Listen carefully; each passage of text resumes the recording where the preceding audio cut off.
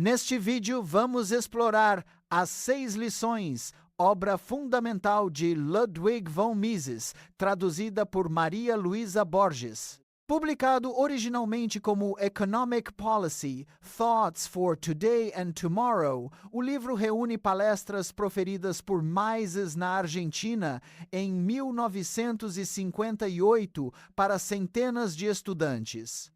A obra aborda temas centrais da política econômica, como capitalismo, socialismo, intervencionismo, inflação, investimento externo e a relação entre política e ideias. Ao longo das próximas cenas, vamos mergulhar nos principais conceitos e argumentos apresentados por Mises, compreendendo como suas ideias influenciaram o pensamento econômico contemporâneo e continuam relevantes para debates atuais sobre liberdade, mercado e intervenção estatal.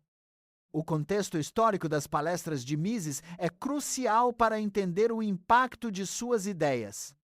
Em 1958, a Argentina vivia um momento de transição política após a saída de Perón e diante de uma crise econômica profunda. Mises foi convidado para falar a uma juventude ávida por novas ideias, em um ambiente onde a liberdade de mercado e individual eram pouco conhecidas. Suas conferências, proferidas na Universidade de Buenos Aires, foram traduzidas simultaneamente para o espanhol, atingindo um público amplo e diversificado. O cenário de instabilidade e busca por soluções econômicas abriu espaço para que Mises apresentasse sua defesa do capitalismo e da liberdade econômica, temas que ecoaram fortemente entre os presentes. O livro As 6 Lições é composto por 6 capítulos, cada um dedicado a um tema central da política econômica: capitalismo, socialismo, intervencionismo, inflação, investimento externo e política e ideias. Cada lição pode ser lida de forma independente, mas juntas formam um conjunto harmônico, proporcionando uma visão abrangente sobre os desafios e dilemas enfrentados pelas sociedades modernas. Mises utiliza uma linguagem acessível, buscando dialogar não apenas com especialistas, mas também com estudantes e o público em geral, tornando a obra uma referência para quem deseja compreender os fundamentos da economia de mercado. O prefácio, escrito por Margit von Mises, esposa do autor, destaca a importância das palestras e o entusiasmo com que foram recebidas na Argentina. Margit relata que Mises falava sem restrições sobre temas sensíveis como o capitalismo, socialismo e os perigos da ditadura, em um contexto onde tais discussões poderiam ser perigosas. Ela enfatiza a clareza e simplicidade com que Mises comunicava suas ideias, tornando-as acessíveis mesmo para quem não tinha formação em economia. O prefácio também revela o esforço de Margit em organizar e revisar as transcrições das palestras, preservando o significado original e a autenticidade do pensamento de Mises. A primeira lição de Mises aborda o capitalismo, desmistificando conceitos populares e explicando a verdadeira natureza do sistema. Ele destaca que, ao contrário da crença comum, os grandes empresários não são reis que governam, mas servidores dos consumidores. O sucesso de uma empresa depende de sua capacidade de atender às necessidades dos clientes de forma eficiente e acessível. Mises ressalta que, antes do capitalismo, o status social era fixo e herdado, enquanto o capitalismo trouxe mobilidade social e produção em massa, elevando o padrão de vida das massas. O sistema capitalista, segundo ele, é fundamental para o progresso econômico e social. Mises enfatiza que, no capitalismo, o consumidor é soberano. As empresas só prosperam se conseguirem satisfazer as demandas do público. Ele utiliza o exemplo das ferrovias nos Estados Unidos, que perderam espaço para ônibus, caminhões e aviões devido à concorrência e inovação. A liberdade de mercado permite que qualquer pessoa tente servir melhor e ou mais barato seus clientes, promovendo o desenvolvimento econômico. O padrão de vida elevado nas sociedades capitalistas é resultado direto dessa dinâmica, onde o consumidor tem o poder de determinar o sucesso ou fracasso das empresas. Um dos pontos centrais defendidos por Mises é a mobilidade social proporcionada pelo capitalismo. Antes desse sistema, o status social era determinado pelo nascimento e dificilmente mudava ao longo da vida. Com o advento do capitalismo, pessoas de origens humildes puderam ascender socialmente por meio do trabalho, inovação e empreendedorismo. Mises cita exemplos históricos e destaca que, hoje, a diferença entre ricos e pobres em países capitalistas é muito menor do que em sociedades feudais, sendo muitas vezes reduzida a diferenças de consumo, como o tipo de carro ou moradia. Apesar dos benefícios, o capitalismo sempre foi alvo de críticas, principalmente da aristocracia fundiária e de intelectuais. Mises explica que o ódio ao capitalismo não nasceu entre os trabalhadores, mas entre aqueles que perderam privilégios com a ascensão da indústria e dos salários mais altos. Ele refuta a ideia de que o capitalismo empobrece os trabalhadores, mostrando que as condições de vida melhoraram significativamente durante a Revolução Industrial, com o aumento da população e do padrão de vida. O capitalismo, segundo Mises, é frequentemente mal compreendido e alvo de mitos históricos. Mises destaca o papel fundamental da poupança no capitalismo. Ele explica que a acumulação de capital, resultado da poupança, permite investimentos produtivos, geração de empregos e aumento dos salários.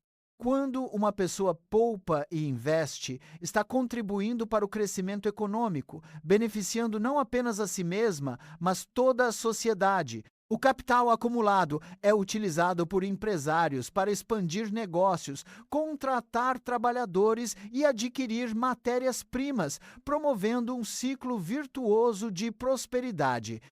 Segundo Mises, os salários no capitalismo não são impostos por empresários, mas determinados pelo mercado e pelas escolhas dos consumidores.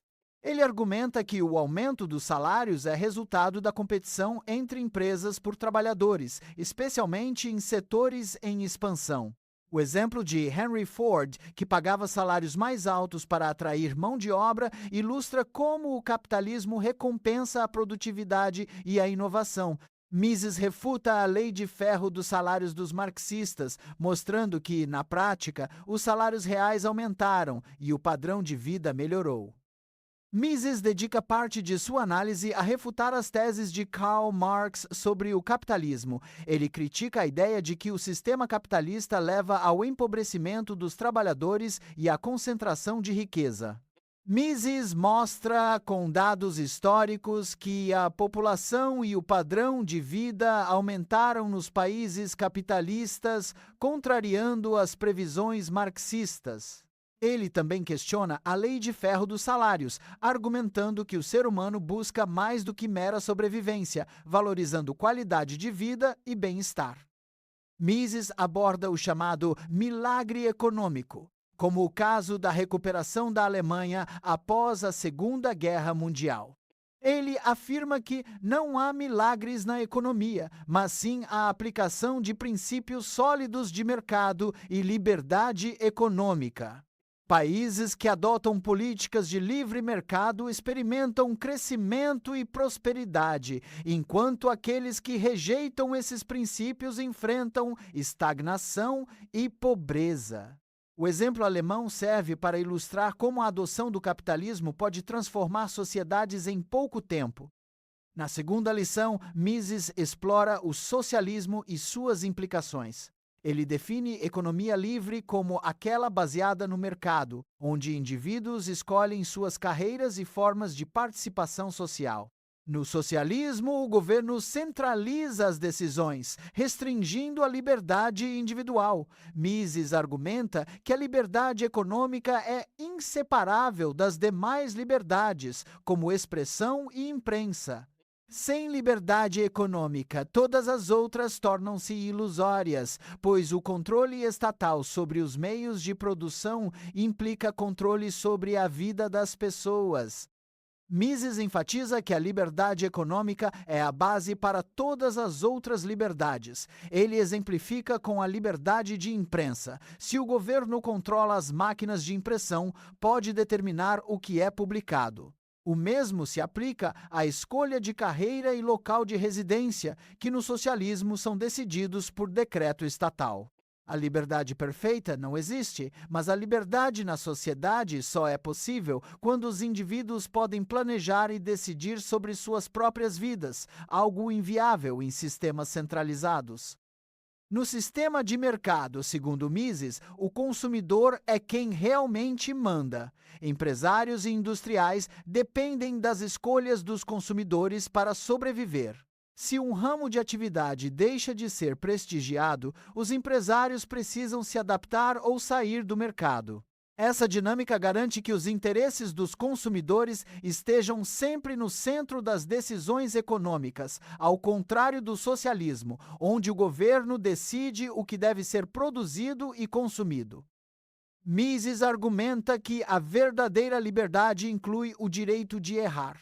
Em uma sociedade livre, as pessoas podem tomar decisões ruins, mas têm a responsabilidade de arcar com as consequências.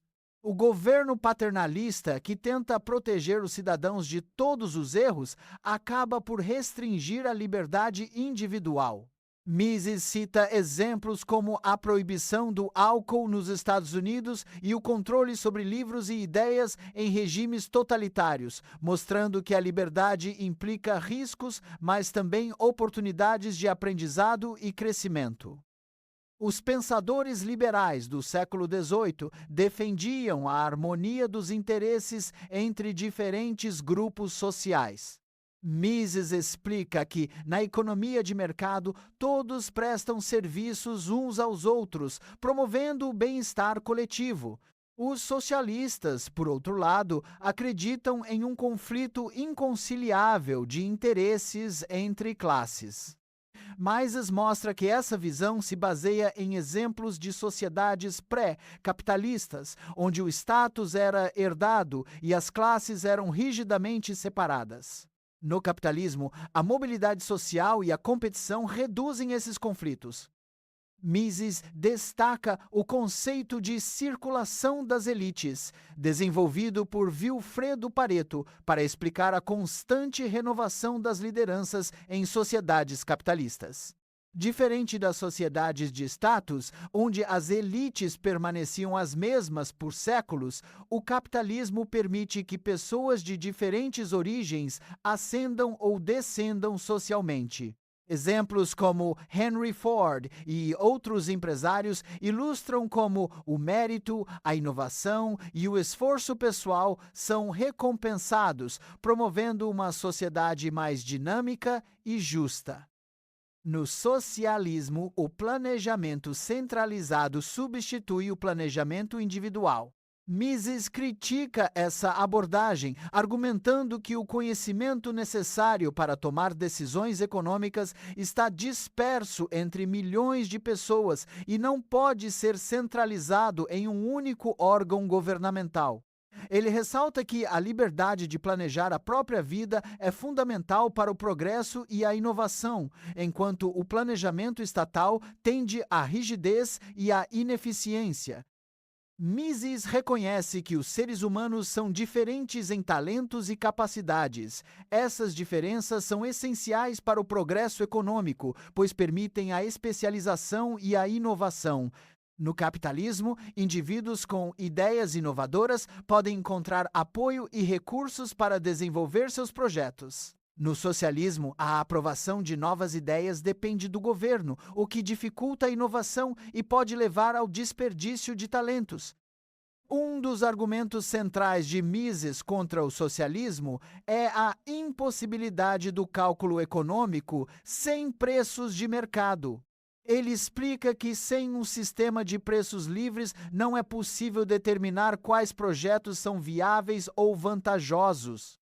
O mercado fornece informações essenciais para a alocação eficiente de recursos, algo que o planejamento central não consegue replicar. Mises recomenda a leitura de sua obra Ação Humana para aprofundar esse tema. Mises analisa a experiência soviética, argumentando que ela não resolve o problema do cálculo econômico, pois a Rússia utiliza preços do mercado mundial em seu planejamento.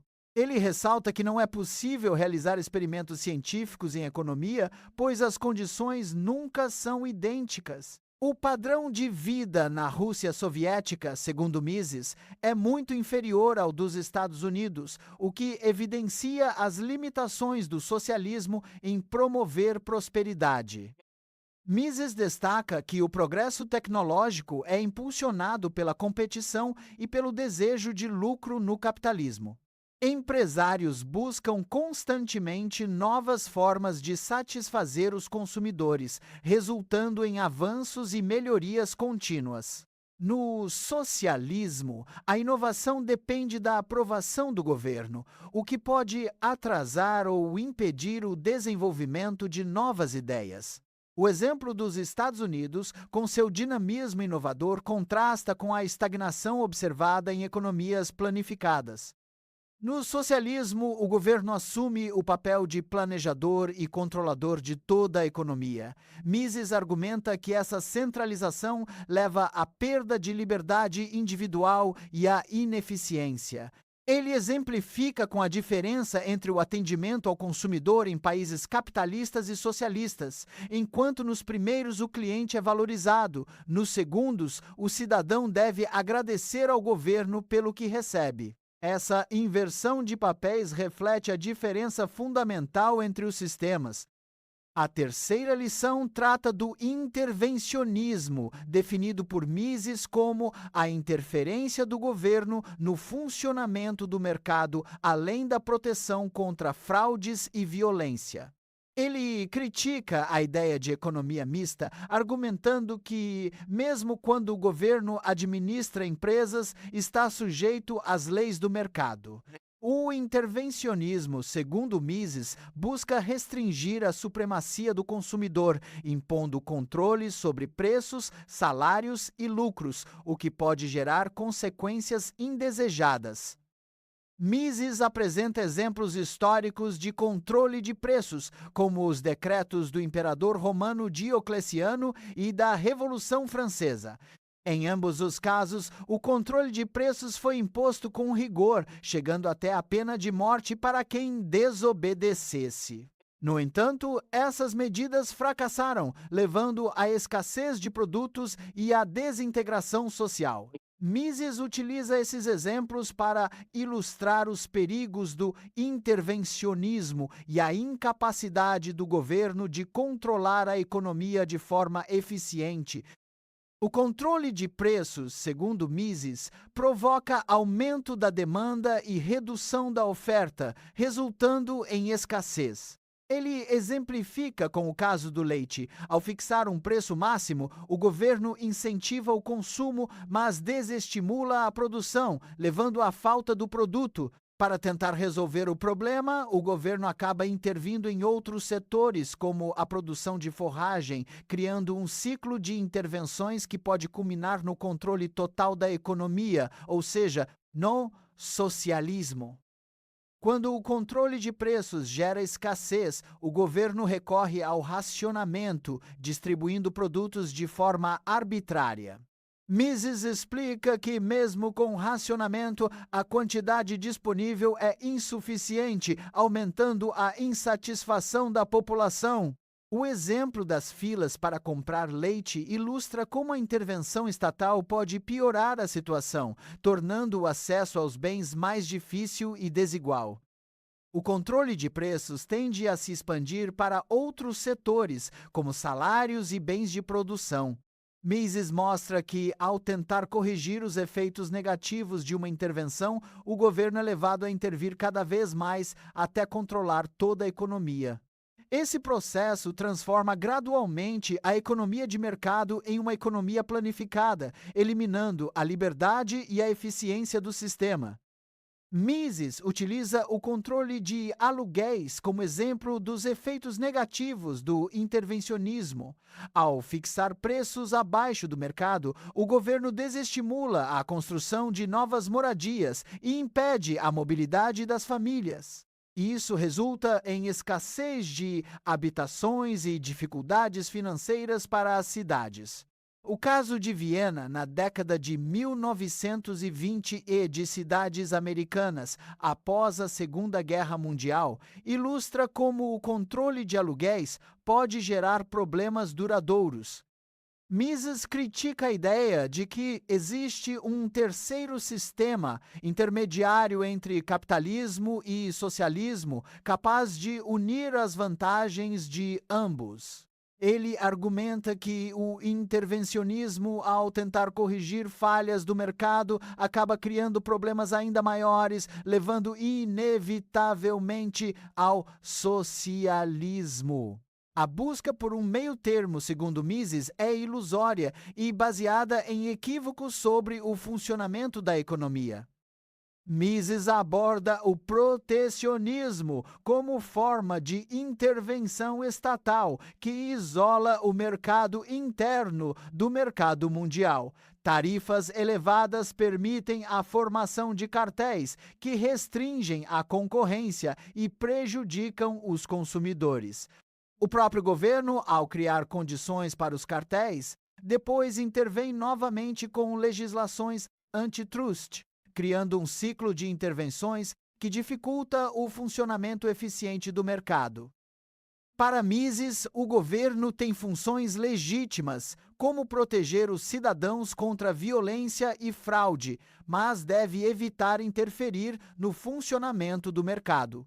Ele compara o governo a um produto útil para determinados fins, mas inadequado para outros. O excesso de intervenção pode comprometer a eficiência econômica e a liberdade individual, transformando o governo em um obstáculo ao progresso. Mises critica a visão do governo como uma entidade paternalista, dotada de sabedoria superior aos cidadãos. Ele relembra a antiga crença nos poderes sobrenaturais dos reis e mostra como essa mentalidade persiste em formas modernas de autoritarismo. O verdadeiro remédio contra o excesso de poder estatal, segundo Mises, é a força dos cidadãos e a defesa da liberdade individual. Mises diferencia claramente democracia e ditadura. Ele observa que regimes socialistas frequentemente se autodenominam democracias populares, mas na prática concentram o poder em poucos líderes ou comitês. A verdadeira democracia, para Mises, depende da limitação do poder estatal e do respeito às liberdades individuais. A experiência argentina, mencionada no livro, serve como exemplo de resistência à ditadura e valorização da liberdade. Até aqui exploramos as 3 primeiras lições de Mises: capitalismo, socialismo e intervencionismo. Vimos como o capitalismo promove mobilidade social, inovação e elevação do padrão de vida, enquanto o socialismo e o intervencionismo tendem à centralização, ineficiência e perda de liberdade. Mises defende a importância da liberdade econômica como base para o progresso e a prosperidade das sociedades. Na 4ª lição, Mises aborda o fenômeno da inflação, explicando suas causas e consequências.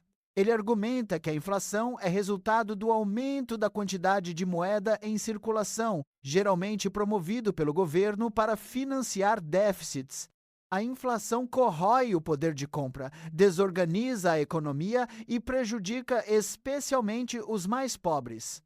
Mises alerta para os perigos de políticas inflacionárias e defende a disciplina fiscal como condição para a estabilidade econômica. A inflação tem efeitos profundos sobre a sociedade. Mises explica que ela redistribui renda de forma arbitrária, beneficiando devedores e prejudicando credores, além de desestimular a poupança e o investimento. A instabilidade causada pela inflação pode levar à desconfiança nas instituições e ao aumento das tensões sociais. Para Mises, combater a inflação é fundamental para garantir a justiça e o desenvolvimento econômico. A quinta lição trata do investimento externo e sua importância para o desenvolvimento econômico. Mises argumenta que o capital estrangeiro pode acelerar o crescimento dos países em desenvolvimento, trazendo tecnologia, empregos e know-how. Ele ressalta, porém, que o ambiente institucional e a segurança jurídica são essenciais para atrair investimentos. Políticas hostis ao capital externo, como expropriações e controles excessivos, afastam investidores e prejudicam o progresso. Mises destaca os benefícios do investimento externo, como a criação de empregos, o aumento da produtividade e a integração ao mercado internacional. Ele argumenta que a rejeição ao capital estrangeiro, motivada por nacionalismo ou desconfiança, pode limitar as oportunidades de desenvolvimento. O livre fluxo de capitais, segundo Mises, é uma das chaves para a prosperidade global. Apesar dos benefícios, o investimento externo também apresenta riscos, como a dependência excessiva de capitais estrangeiros e a vulnerabilidade a crises internacionais. Mises recomenda que os países busquem equilibrar a atração de investimentos com o fortalecimento de instituições nacionais e a promoção da poupança interna. O objetivo deve ser criar um ambiente favorável ao desenvolvimento sustentável e à autonomia econômica. Na sexta e última lição, Mises discute a relação entre política e ideias. Ele afirma que as ideias são o motor da história, moldando instituições, políticas e comportamentos. Mudanças duradouras só ocorrem quando há transformação nas ideias predominantes. Mises incentiva o debate intelectual e a disseminação de princípios de liberdade, argumentando que a batalha pelo futuro é, antes de tudo, uma batalha de ideias. Mises enfatiza o papel dos jovens e da educação na difusão de ideias de liberdade e responsabilidade. Ele acredita que estudantes e novas gerações têm o potencial de transformar a sociedade ao questionar dogmas e buscar conhecimento. O livro As 6 Lições foi pensado para ser acessível a esse público, incentivando o pensamento crítico e a participação ativa na construção de um futuro melhor. Para Mises, o progresso depende do livre debate de ideias e da tolerância às opiniões divergentes. Ele defende que, em uma sociedade livre, todos devem ter o direito de expressar suas opiniões e tentar persuadir os outros, sem recorrer à coerção. O respeito à diversidade de pensamentos é fundamental para o avanço do conhecimento e para a construção de instituições sólidas e justas. Encerrando nossa jornada por As 6 Lições, fica claro o impacto duradouro das ideias de Ludwig von Mises. Sua defesa da liberdade econômica, da responsabilidade individual e do papel central das ideias continua inspirando gerações de economistas, estudantes e cidadãos. O livro permanece atual, oferecendo reflexões valiosas para quem busca compreender os desafios da política econômica e o caminho para uma sociedade mais livre e próspera.